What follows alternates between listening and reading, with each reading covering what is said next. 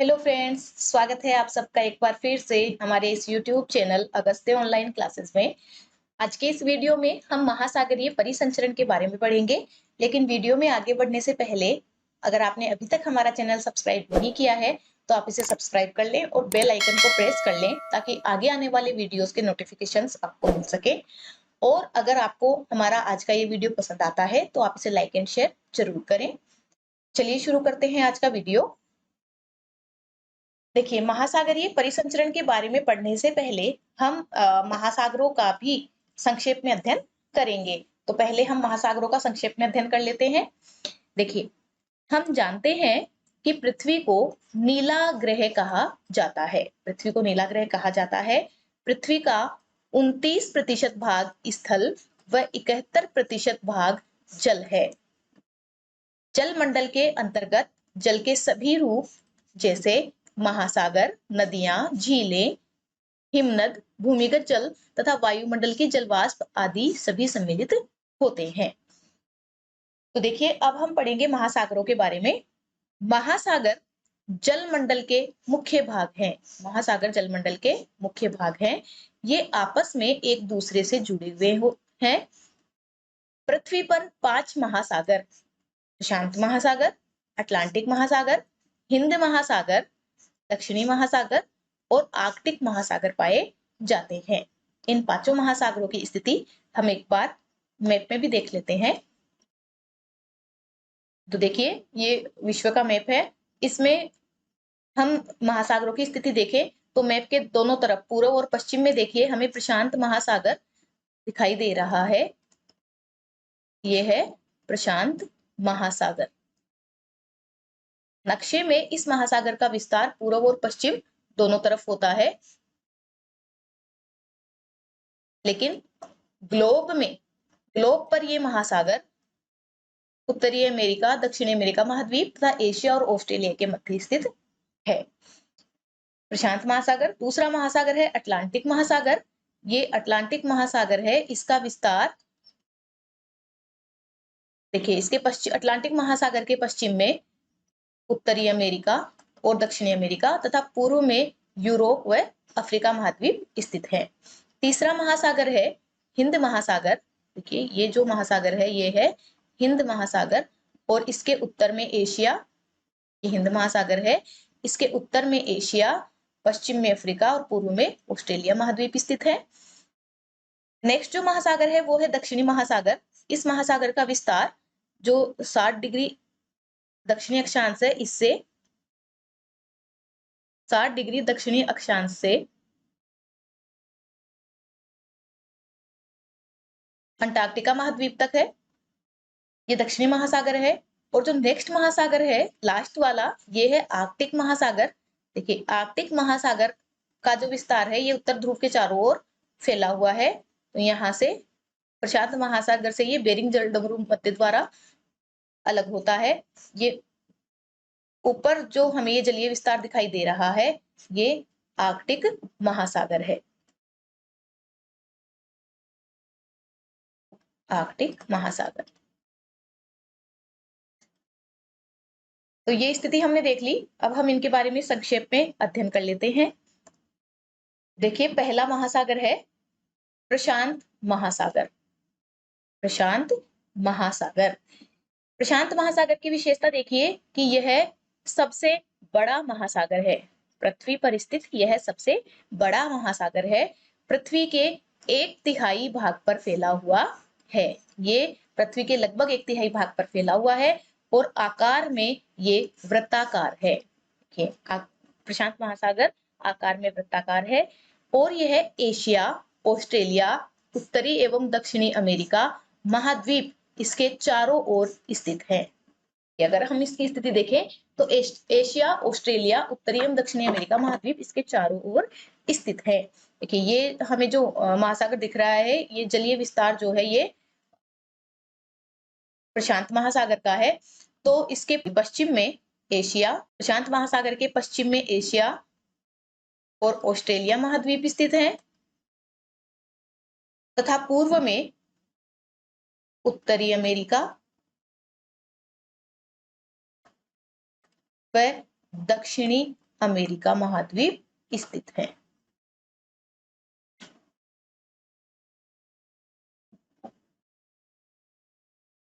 पृथ्वी का सबसे गहरा भाग या सबसे गहरा गर्त, जिसका नाम मेरियाना गर्त या मेरियाना ट्रेंच हम जिसे कहते हैं, वो प्रशांत महासागर में ही स्थित है। नेक्स्ट है अटलांटिक महासागर। ये है अटलांटिक महासागर के बारे में अब हम पढ़ेंगे। अटलांटिक महासागर विश्व का दूसरा सबसे बड़ा महासागर है। पहला सबसे बड़ा महासागर प्रशांत महासागर है और प्रशांत महासागर के बाद विश्व का दूसरा सबसे बड़ा महासागर है अटलांटिक महासागर। इसे हम अंध महासागर भी कहते हैं। अटलांटिक महासागर को ही अंध महासागर कहा जाता है। इसके पश्चिम में, अटलांटिक महासागर के पश्चिम में उत्तर व दक्षिण अमेरिका तथा पूर्व में यूरोप व अफ्रीका महाद्वीप स्थित है।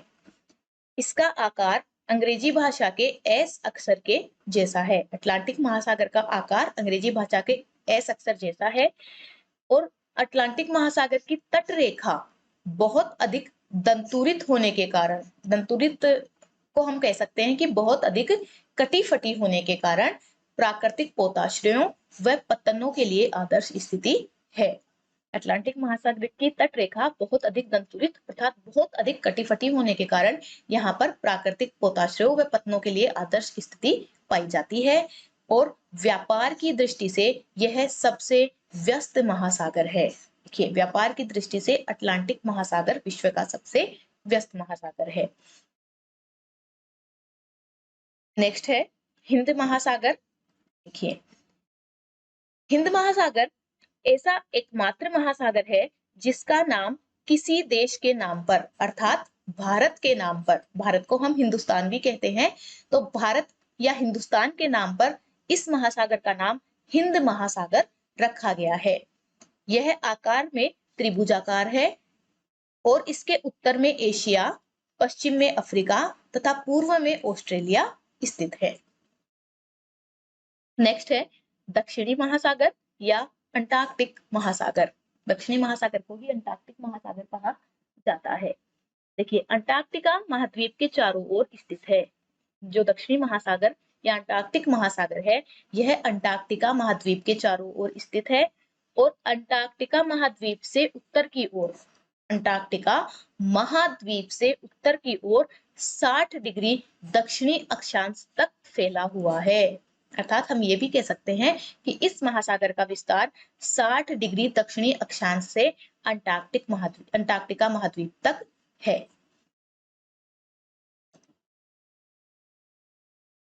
और नेक्स्ट महासागर है आर्कटिक महासागर। देखिए, आर्कटिक महासागर उत्तर ध्रुव के चारों ओर फैला हुआ है। यह बेरिंग जल संधि द्वारा प्रशांत महासागर से जुड़ा हुआ है। यह उत्तरी अमेरिका के उत्तरी तट व यूरेशिया से घिरा हुआ है। क्षेत्रफल के आधार पर यह विश्व का सबसे छोटा महासागर है। विश्व का सबसे बड़ा महासागर है प्रशांत महासागर और सबसे छोटा महासागर है आर्कटिक महासागर। आर्कटिक महासागर बेरिंग जल संधि द्वारा प्रशांत महासागर से जुड़ा हुआ है और यह उत्तरी अमेरिका के उत्तरी तट व यूरेशिया से घिरा हुआ है। तो ये है पृथ्वी के 5 महासागर। अब हम पढ़ेंगे महासागरीय परिसंचरण के बारे में। तो देखिए, महासागरीय परिसंचरण का अर्थ है महासागरीय जल का गतिशील होना, कि महासागरीय जल किस प्रकार से गति करता है। तो देखिए, महासागरीय जल स्थिर न रहकर हमेशा गतिशील रहता है। देखिए, महासागरीय जो जल है, महासागरों का जल स्थिर न होकर हमेशा गतिशील रहता है। महासागरीय जल की भौतिक विशेषताएं जैसे तापमान, लवणता व घनत्व इत्यादि तथा बाह्य बल जैसे सूर्य, चंद्रमा तथा वायु इत्यादि अपने प्रभाव से महासागरीय जल को गति प्रदान करते हैं। अभी हमने पढ़ा कि महासागरीय जल स्थिर न रहकर हमेशा गतिशील रहता है और महासागरीय जल को गति, जल की भौतिक विशेषताएं जैसे तापमान, लवणता, घनत्व इत्यादि में अंतर और बाह्य बल जैसे सूर्य, चंद्रमा तथा वायु, ये अपने प्रभाव से महासागरीय जल को गति प्रदान करते हैं। महासागरीय जल में गति दो प्रकार की होती है, अर्थात महासागरीय जल दो प्रकार की गति करता है। पहली है क्षैतिज गति। क्षैतिज गति से अर्थ है कि एक स्थान से दूसरे स्थान की ओर, और दूसरी गति है ऊर्ध्वाधर गति, अर्थात ऊपर से नीचे या नीचे से ऊपर की ओर गति। ऊपर से नीचे और नीचे से ऊपर की ओर का अर्थ है महासागरीय सतह से महासागर की तली या महासागरीय तली से महासागर के सतह की ओर गति करना। तो महासागरीय जल में गति दो प्रकार की होती है, क्षैतिज गति और ऊर्ध्वाधर गति। अब ये जो गतियां हैं, महासागरीय जल तरंगों या लहरों, ज्वार भाटा तथा महासागरीय धाराओं के रूप में करता है। जो महासागरीय जल गति करता है वह जल तरंगों या लहरों, ज्वार भाटा तथा महासागरीय धाराओं के रूप में गति करता है। इनमें से महासागरीय धाराएं व लहरें क्षैतिज गति से संबंधित हैं। देखिए, महासागरीय धाराएं और लहरें क्षैतिज गति से संबंधित है, अर्थात महासागरीय धाराएं व लहरों में जल क्षैतिज गति करता है, और ज्वार भाटा ऊर्ध्वाधर गति से संबंधित है, अर्थात ज्वार भाटा में जल महासागरीय सतह से तली की ओर और महासागरीय तली से सतह की ओर गति करता है, अर्थात ऊर्ध्वाधर गति करता है। अधः स्थल से ठंडे जल का उत्प्रवाह एवं अवप्रवाह भी महासागरीय जल की ऊर्ध्वाधर गति का प्रकार है। देखिए, अधः स्थल से अर्थात महासागर की तली से ठंडे जल का उत्प्रवाह, ठंडे जल का ऊपर आना एवं अवप्रवाह और नीचे जाना भी महासागरीय जल की ऊर्ध्वाधर गति का ही प्रकार है। अब हम महासागरीय जल जो तीन रूपों में गति करता है, तरंगे या लहरें, ज्वार भाटा तथा महासागरीय धाराओं के रूप में, उनमें से हम सबसे पहले तरंगे या लहरों के बारे में अध्ययन करेंगे। तो देखिए, लहरें महासागरीय सतह की दोलायमान गति है। देखिए, जो लहरें होती हैं वो महासागरीय सतह की दोलायमान गति है, अर्थात दोलन के रूप में होने वाली गति है, जिसमें महासागर का जल स्तर ऊंचा नीचा होता रहता है। चूंकि ये दोलन के रूप में गति होती है, इसलिए महासागर का जल स्तर ऊंचा नीचा होता रहता है, लेकिन अपने स्थान से बहकर अन्य स्थान पर नहीं जाता है। इसमें ध्यान रखने की बात यह है कि तरंगे या लहरों में महासागरीय जल एक स्थान से बहकर दूसरे स्थान पर नहीं जाता, अपने स्थान पर ही ऊंचा नीचा होता रहता है। इस प्रकार तरंगे वास्तव में गतिज ऊर्जा होती है, जल नहीं। देखिए, हम तरंगे या लहरों के रूप के बारे में अध्ययन कर रहे हैं, तो जो तरंगे होती हैं वो ऊर्जा का रूप है, वास्तव में ये गतिज ऊर्जा होती है, जल नहीं होता, क्योंकि जल तो अपनी ही जगह पर ऊपर नीचे होता रहता है तरंग ऊर्जा के कारण। तो इस प्रकार तरंगे वास्तव में गतिज ऊर्जा होती है, जल नहीं, जो महासागरीय सतह के आर पार गति करती है। और ये जो गतिज ऊर्जा या तरंगे जो होती है, ये महासागरीय सतह के आर पार गति करती है। वायु जल को ऊर्जा प्रदान करती है, जिससे तरंगे उत्पन्न होती है। देखिए, वायु के कारण जल को ऊर्जा मिलती है और इसी से तरंगे उत्पन्न होती है।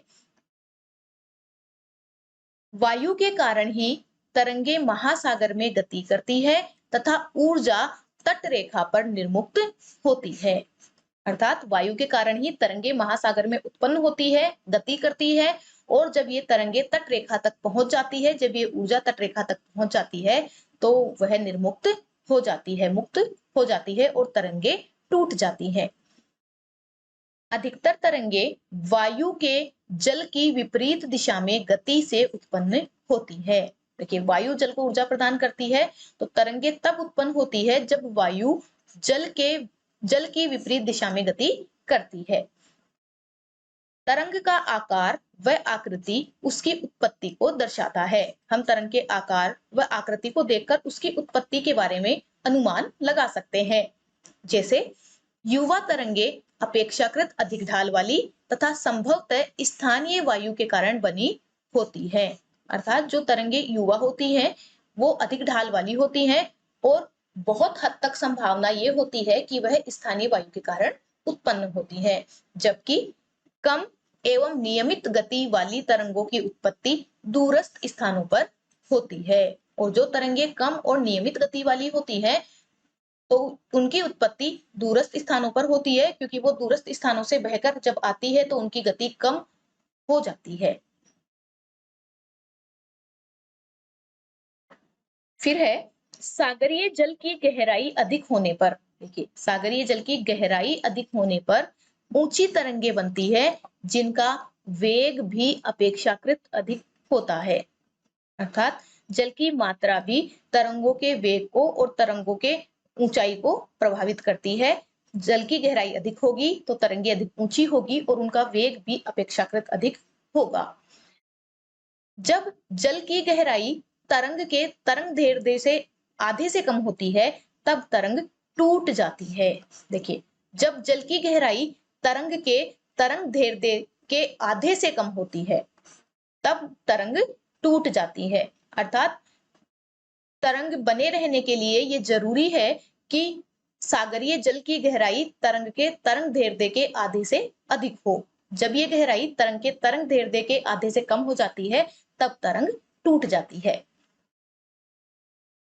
एक बिंदु पर आकर तरंग रूप खंडित होकर विक्षुब्ध जल समूह में बदल जाता है, जिसे सर्फ ब्रेकर या स्वोश कहते हैं। देखिए, सर्फ ब्रेकर या स्वोश किसे कहते हैं कि जब तरंगे महासागर में गति करती है तो गति करते एक बिंदु ऐसा आता है जब तरंग रूप टूटकर खंडित होकर एक विक्षुब्ध जल समूह में बदल जाता है, तरंगे खत्म हो जाती है, तो उस बिंदु को जहां पर तरंग रूप खंडित हो गया और विक्षुब्ध जल समूह में बदल गया, सर्फ ब्रेकर या स्वोश कहते हैं।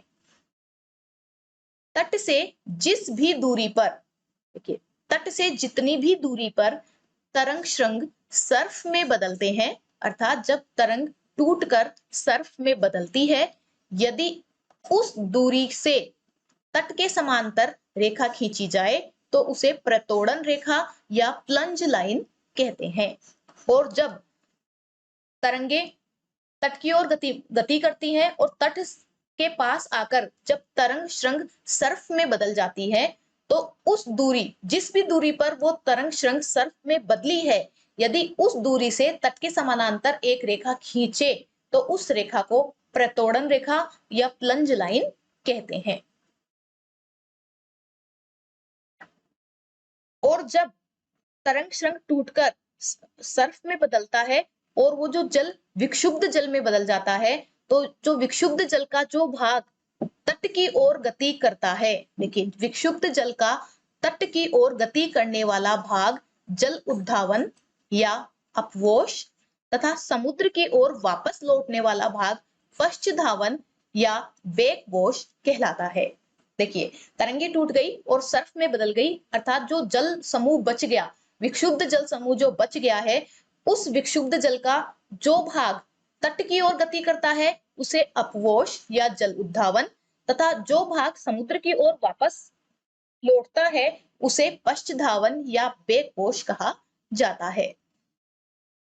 जब तरंग श्रृंग सर्फ में बदलता है तो उसके पश्चात विक्षुब्ध जल तटवर्ती भाग के समानांतर बहता है तो उसे वेलांचली धारा कहते हैं। देखिए, जब तरंग श्रृंग टूटकर सर्फ में बदल जाता है तो विक्षुब्ध जल का जो भाग तट की ओर गति करता है उसे अपवोश कहते हैं और जो वापस समुद्र की ओर लौटता है उसे बैकवॉश कहते हैं। लेकिन जो भाग तटवर्ती भाग के समानांतर बहने लग जाए, तट के समानांतर बहता है, तो उसे वेलांचली धारा कहते हैं। इसे हम इस तरह समझ सकते हैं कि ये समुद्री तट है और ये तरंग बह के आ रही है और यहाँ पर ये तरंग टूट गई है, तो जो जलीय भाग वापस समुद्र की ओर जाता है इसे बैकवॉश कहते हैं, इसे बैकवॉश कहेंगे। और जो पानी का जो भाग तट की ओर जाता है इसे अपवोश कहेंगे। लेकिन अगर जल का ये भाग तट के समानांतर बहने लग जाए, तट के समानांतर बहने लग जाए, तो इस धारा को वेलांचली धारा कहते हैं। वेलांचली धारा कहते हैं। देखिए, पवन निर्मित तरंगों के अलावा कई अन्य प्रकार की समुद्री तरंगे भी होती हैं, जैसे प्रलयकारी तरंगे, जिनमें सुनामी मुख्य है, तूफानी तरंगे, अंतः तरंगे आदि। देखिए, पवन निर्मित तरंगों के अलावा जो तरंगे वायु से निर्मित होती हैं, उन तरंगों के अलावा कई अन्य प्रकार की समुद्री तरंगे भी होती हैं, जैसे प्रलयकारी तरंगे, सुनामी, तूफानी तरंगे, अंतः तरंगे आदि। इन तरंगों की रचना भूकंप, ज्वालामुखी या महासागरीय भूस्खलन से होती है। ये हमने पढ़ लिया तरंगों के बारे में। अब हम तरंगों से संबंधित शब्दावली का अध्ययन करेंगे। अभी जब हमने पढ़ा तो इसमें हमने कई शब्द ऐसे पढ़े हैं, जैसे तरंग, श्रृंग, तरंग दैर्ध्य आदि शब्द ऐसे पढ़े हैं। तो हम इस शब्दावली का अध्ययन कर लेते हैं कि किसे तरंग, श्रृंग या गर्त कहा जाता है, या किसे तरंग दैर्ध्य कहा जाता है। तो सबसे पहले है तरंग शिखर एवं गर्त। देखिए, तरंग के उच्चतम बिंदु को तरंग शिखर या वेव क्रेस्ट या श्रृंग तथा निम्नतम बिंदु को तरंग गर्त कहते हैं। देखिए, इस चित्र से हम तरंग, श्रृंग और गर्त को समझने की कोशिश करते हैं। ये एक तरंग बनी हुई हमें दिखाई दे रही है। तो इसका जो शीर्ष भाग है, इस तरंग का जो शीर्ष भाग है, ये वाला भाग, या हम कहें ये वाला भाग, ये भी तरंग शीर्ष है। तो इस भाग को हम शीर्ष, तरंग शीर्ष या क्रेस्ट या तरंग श्रृंग कहते हैं। और जो नीचे वाला भाग है, तरंग का निम्नतम बिंदु, जहां नीचे तक तरंग जा रही है, ये वाला भाग, तो इसे हम तरंग गर्त या ट्रफ कहते हैं। इसे हम तरंग गर्त या वेव ट्रफ, और उच्चतम बिंदु को शीर्ष, तरंग श्रृंग, तरंग शिखर या वेव क्रेस्ट कहते हैं।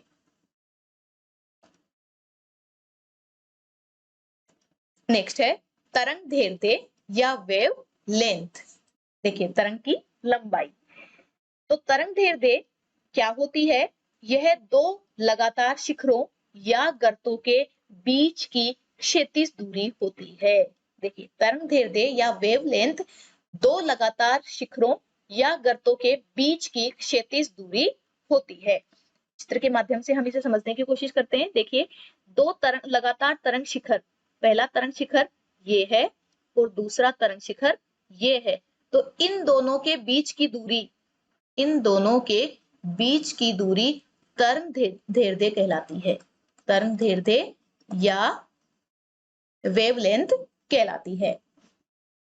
ये दो तरंग शीर्ष है, यही चीज नीचे भी, अर्थात दो लगातार गर्तों के जो बीच की क्षैतिज दूरी है, वह भी तरंग दैर्ध्य ही होगी, और ये हमेशा बराबर होती है। इसे हम ये कह सकते हैं कि या तो दो तरंग श्रृंगों या दो लगातार तरंग गर्तों के बीच की क्षैतिज दूरी तरंग दैर्ध्य होती है। नेक्स्ट है तरंग आयाम या एम्पलीट्यूड। देखिए, तरंग की ऊंचाई का आधा भाग तरंग आयाम कहलाता है। तरंग की ऊंचाई का आधा भाग। देखिए, अगर हम तरंग की ऊंचाई निकाले, तो ये गर्त से शिखर तक की जो ऊर्ध्वाधर दूरी है, यहाँ तक, ये तरंग की ऊंचाई होती है। और इसका जो आधा भाग है, अर्थात यहां से यहां, ये वाला तरंग का आधा भाग, अगर हम गर्त की तरफ देखें तो ये तरंग की ऊंचाई का आधा भाग तरंग आयाम या एम्पलीट्यूड कहलाता है।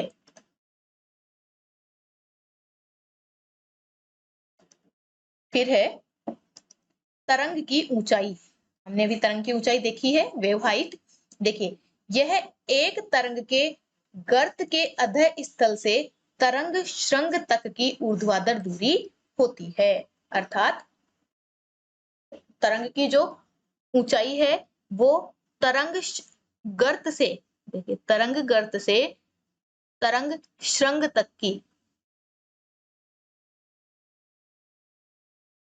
तरंग श्रृंग तक की ऊर्ध्वाधर दूरी या ऊर्ध्वाधर ऊंचाई, ये जो चीज है ये है तरंग की ऊंचाई। तो तरंग की ऊंचाई किसे कहते हैं? एक तरंग के गर्त के अधः स्थल से तरंग श्रृंग तक की ऊर्ध्वाधर दूरी तरंग की ऊंचाई होती है। या हम ये कह दें कि तरंग श्रृंग से गर्त तक की ऊर्ध्वाधर दूरी तरंग की ऊंचाई होती है। नेक्स्ट है तरंग आवृत्ति, वेव फ्रीक्वेंसी। तो देखिए एक सेकंड में दिए गए बिंदु से गुजरने वाली तरंगों की संख्या तरंग आवृत्ति होती है। तरंग आवृत्ति किसे कहते हैं? कि किसी दिए गए बिंदु से एक सेकंड में जितनी भी तरंगे गुजरती हैं उन तरंगों की संख्या को तरंग आवृत्ति कहते हैं। नेक्स्ट है आवर्तकाल या तरंग काल। ठीक है, तरंग आवर्तकाल या तरंग काल अर्थात वेव पीरियड, ये क्या होता है कि एक निश्चित बिंदु से गुजरने वाले दो लगातार तरंग शिखरों या गर्तों के बीच के समयांतराल को तरंग का आवर्तकाल या तरंग काल कहा जाता है। अर्थात एक निश्चित बिंदु से दो लगातार तरंग शिखरों या दो लगातार तरंग गर्तों के बीच का जो समयांतराल होता है वो तरंग का आवर्तकाल या तरंग काल कहलाता है। नेक्स्ट है तरंग गति।